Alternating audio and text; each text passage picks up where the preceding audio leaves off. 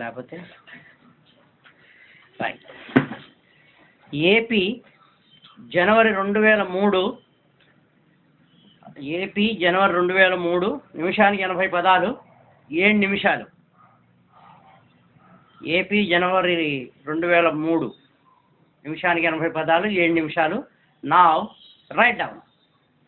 Inaugurating the Educational Ministers Conference, the Minister for Human Resources Development, Government of India said, I welcome you all to this conference, the chief objective of which is to study the pressure of higher education in the context of knowledge explosion.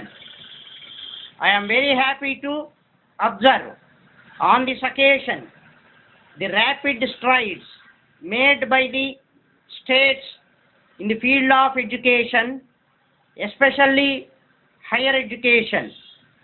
Many states have reported more than 50% improvement in the success, and I am very glad that the steps taken by the governments both at the center and the state have started yielding good results. The recent report of the Human Rights Commission pointed out that there have been suicides by young ones in some states. In states like Karnataka and Andhra Pradesh, these numbers are on the rise when compared to the last year. The Commission suggested a thorough investigation into these cases so that the precious lives of the students are protected at all costs. I would like to invite your suggestions in this behalf.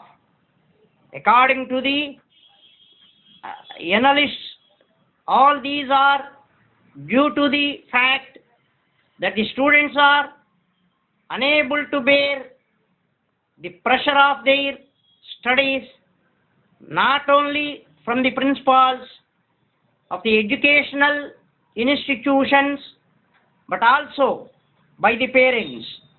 The educational institutions, in their quest for projecting them as good at impacting education, try to thrust on the pupils the entire syllabus.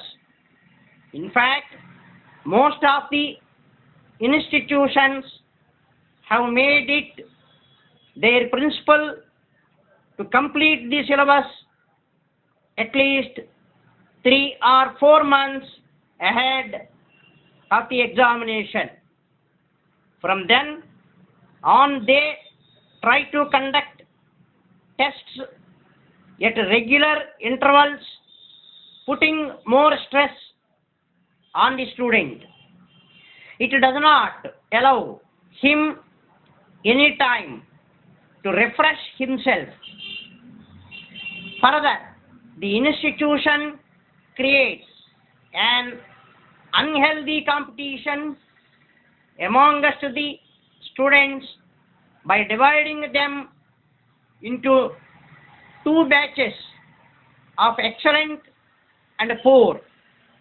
Some of the students are humiliated by this division and slowly and steadily lose interest in their studies. The students who are considered as intelligent too suffer as a result of this. They may become complacent and ultimately fail in the end examinations. There have been instances in which the educational institutions quietly influence the investigating offers when there is a complaint of death.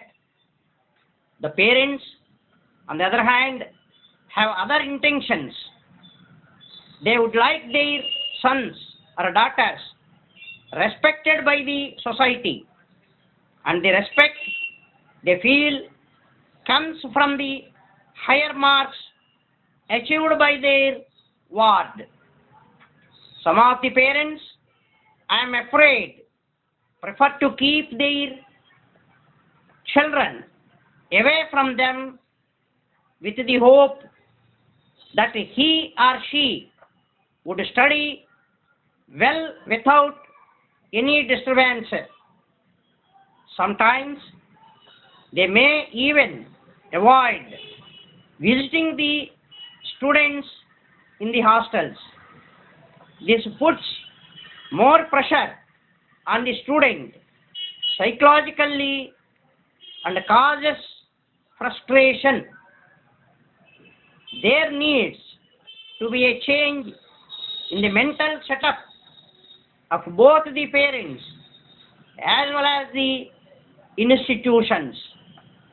The parents should, on their part, allow their sons to study according to their levels of understanding, while the educational institutions should create an atmosphere of competitive learning. This, I feel clearly, results in better results. The government is able to discharge its role as supervisor of the entire system. They have duty to protect the rule of law. To bestow your personal attention on all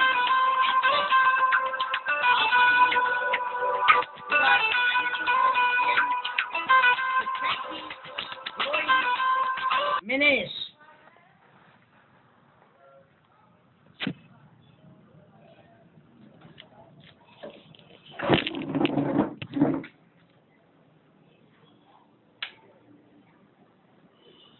చివరిలో పాటు చేసింది నాకు నా